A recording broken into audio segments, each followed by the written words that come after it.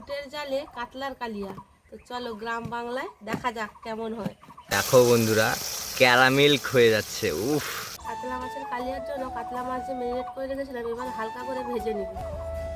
5-7 minute এরকম হবে, টাইমটা ঠিক দেখিনি। ম্যারিনেট করে রেখেছিলাম। মাছটা দেখুন কত সুন্দর হয়ে গেছে। কড়াইতে তেল গরম হয়ে গেছে, এবার মাছগুলো ভেজে নিব।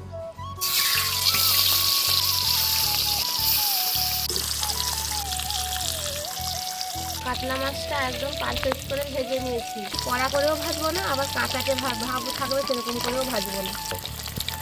পুরো ভেজে নিয়েছি, পারফেক্ট পুরো ভাজা হয়েছে। কাতলা মাছের কালিয়ার জন্য ঘরোয়া যে পদ্ধতির মশলাগুলো লাগবে এখানে তৈরি করে নিয়েছি। কেটে রাখা পেঁয়াজ কাটাও লাগবে, পেঁয়াজ বাটাও লাগবে, আদা রসুন পেস্ট একসঙ্গে, টমেটো পেস্ট। যেটা মেন সেটা হচ্ছে টক দই, এই যে ফিটিয়ে রাখা টক দই।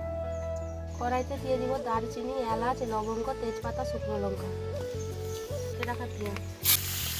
স্মেলটা তো বের হচ্ছে না। উফ, এবার দিব অল্প একটু চিনি পেঁয়াজটাকে বেরাস্তা করার জন্য। ব্রাউনিশ কালার ভাজা হয়ে গেলে বেটে রাখা পেঁয়াজটা দিব। পেঁয়াজটা ব্রাউনিশ কালার ভাজা হয়ে গেছে, এবার বেটে রাখা পেঁয়াজটা দিয়ে দিব। বেটে রাখা পেঁয়াজ, বেটে রাখা পেঁয়াজ।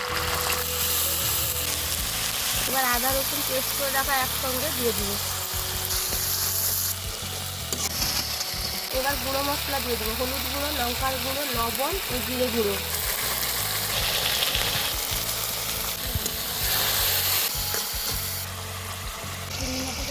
এবার পেস্ট করে রাখা টমেটোটা দিয়ে দেবো, সেটা একসঙ্গে ভালো করে নাড়িয়ে দেবো। এবার ফেটিয়ে রাখা দইটা দিয়ে দেবো। দেখো বন্ধুরা, ক্যারামেল হয়ে যাচ্ছে। উফ, সলিড খেতে হবে, সলিড। একটু জল দিয়ে ভালো করে কষিয়ে নেব। মশলাটা ভালোভাবে কষানো হয়ে গেছে, এবার উপর থেকে একটু তেল দিয়ে দিব, গরম করে রাখা তেল। তাহলে দ্বিগুণ স্বাদ হয়ে যাবে। এটাই তার মেন জিনিস। এবার দিয়ে দিব মাছ। কাতলা মাছের কালিয়াটা 3 গুণ স্বাদ করার জন্য এবার কি দিব, ধনে পাতা। কাতলা মাছের কালিয়াটা পুরো রেডি, এবার নামিয়ে নিব। সেই স্বাদ। তো রান্না বান্না শেষ, খাওয়ার দিকে যাওয়া যাক। তো চলো।